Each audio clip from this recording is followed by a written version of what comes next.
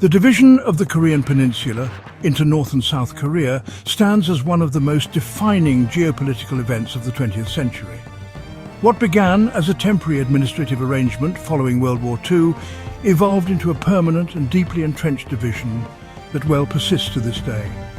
The Korean War, differing ideologies, Cold War dynamics and external interventions all played pivotal roles in shaping this separation.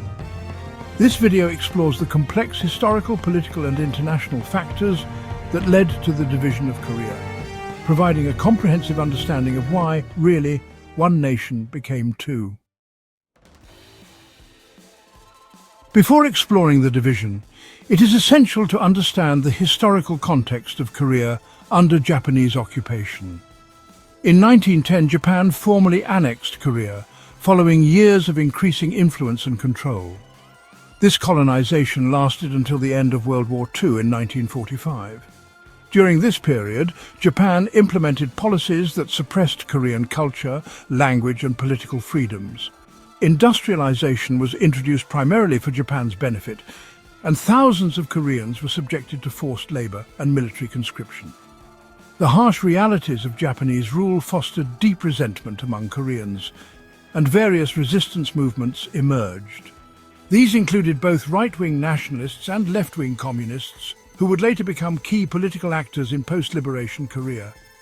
The Korean independence movement also found support abroad, particularly in China and the United States, where expatriate communities organized resistance. Japan's defeat in World War II in August 1945 marked the end of its rule over Korea. However, liberation did not lead to immediate independence or unity. Instead, Korea was divided along the 38th parallel as a temporary administrative measure. The Soviet Union occupied the northern half, while the United States took control of the southern half. This division was agreed upon hastily and without consultation with Korean leaders. The division was originally intended to be temporary, with the goal of establishing a unified Korean government. However, deep mistrust between the Soviet Union and the United States, compounded by the emerging Cold War, prevented effective cooperation. The two superpowers began to support different Korean political factions aligned with their respective ideologies, setting the stage for long-term separation. From 1945 to 1948, both the northern and southern zones began developing distinct political identities. In the north, the Soviets supported the rise of Kim Il-sung, a former anti-Japanese guerrilla and communist. Under Soviet guidance, a centralized one-party state began to take shape, emphasizing land reform, nationalization of industry, and the suppression of dissent. In the south, the United States backed Syngman Rhee, a staunch anti-communist who had spent decades in exile in the United States.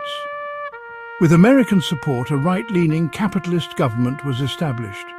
However, this process was also fraught with conflict, as various leftist and nationalist groups opposed US influence and Rhee's authoritarian tendencies. In 1947, the United States took the Korean question to the newly formed United Nations. The United Nations proposed nationwide elections, but the Soviet Union refused to allow them in the north. As a result, elections were held only in the south in May 1948, leading to the establishment of the Republic of Korea in August. In response, the Democratic People's Republic of Korea was declared in the north in September 1948. Tensions between the two Koreas escalated quickly.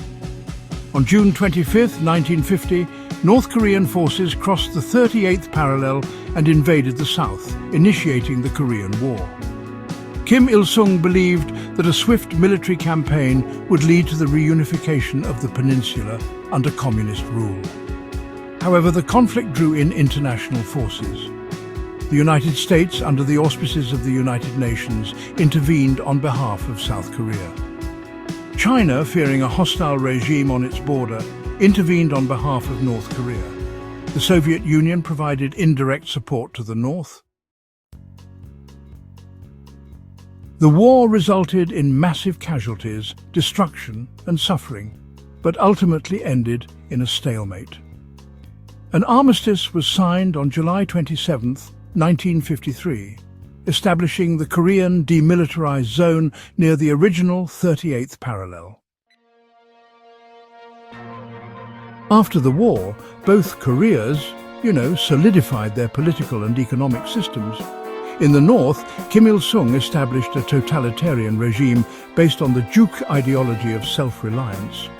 The state exercised control over all aspects of life and, dissent was ruthlessly suppressed.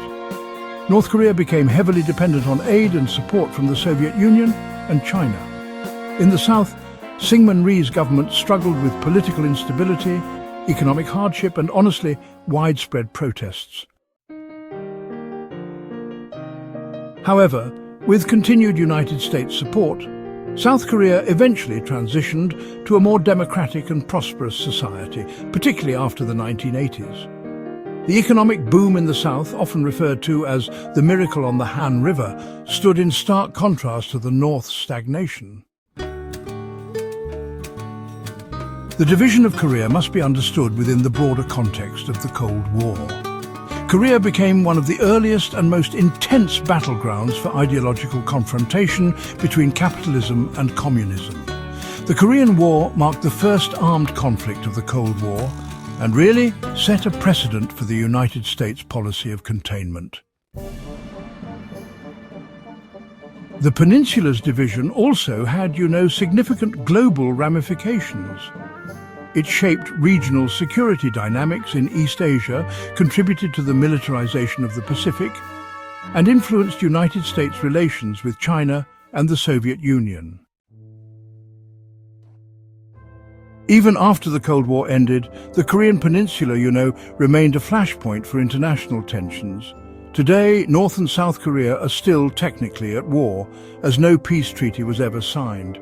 The DMZ, or Demilitarized Zone, remains one of the most heavily fortified borders in the world. Occasional diplomatic efforts, such as the inter-Korean summits and denuclearization talks, have, from time to time, offered glimpses of hope, but have failed to produce lasting change. The division has had profound effects on Korean identity, families, and culture. Many families sadly remain separated by the border, and generations have grown up in entirely different political, social and economic systems. The dream of reunification persists, but honestly, the practical challenges are immense.